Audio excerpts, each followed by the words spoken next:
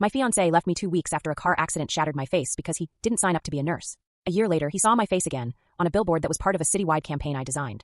The breakup happened 2 weeks after my first major surgery, a 6-hour procedure to rebuild my orbital bone with titanium plates and screws. I was home now in our loft, though it felt different, too bright, too open, like a museum where I was the damaged artifact on display. My face was a swollen, bruised mask of stitches and surgical tape. I couldn't chew solid food. Everything had to be pureed into unappetizing mush. I could barely speak clearly through my wired jaw, my words coming out slurred and strange. Mark had been increasingly distant since bringing me home. He'd moved to the guest room so I could recover without being disturbed. But I knew it was because he couldn't stand to look at me. He'd leave for work early and come home late, always with some urgent project that required his immediate attention. That Tuesday evening, he came into our bedroom where I was resting, propped up on pillows and trying to sip protein shakes through a straw. He stood at the foot of the bed like he was afraid to come closer, his hands shoved deep in his pockets, refusing to meet my eyes. "Clara," he began, his voice strangely formal, like he was delivering a prepared statement.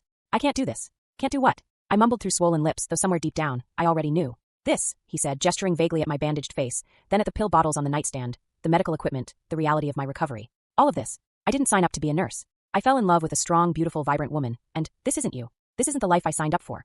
My world was meticulously built, a life I curated with Mark over 3 careful years. We had the cool downtown loft with floor-to-ceiling windows that caught the morning light just right, the matching minimalist furniture we'd spent weekends hunting for in boutique stores, and a 5-year plan that was right on schedule, complete with color-coded spreadsheets and quarterly check-ins.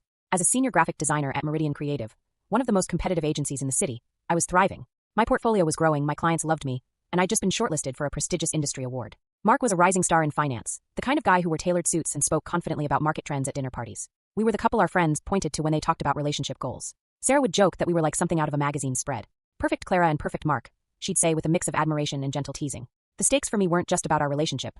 They were about that shared vision of the future we'd painted in such vivid detail.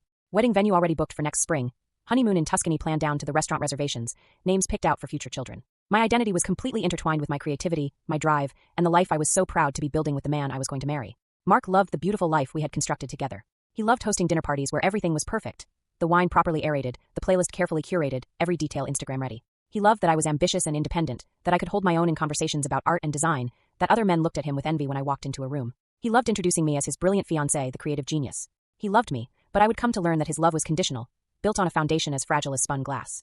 It was a fair-weather investment, profitable only when the market was up. I remember once having a terrible bout of the flu that knocked me out for a week. Instead of the nurturing partner I expected, Mark was just annoyed. He complained about the house being messy, how my coughing was keeping him up, how we'd had to cancel plans with his boss. "I just need you to get better faster," he'd said, standing in the doorway of our bedroom like he was afraid to get too close. At the time, I chalked it up to work stress and his fear of getting sick before a big presentation. Now, I see it was a preview of coming attractions, a glimpse of who he really was when the going got tough. It happened on a rainy Tuesday in October, the kind of dreary day where the city looked washed out and gray. I was driving home from a client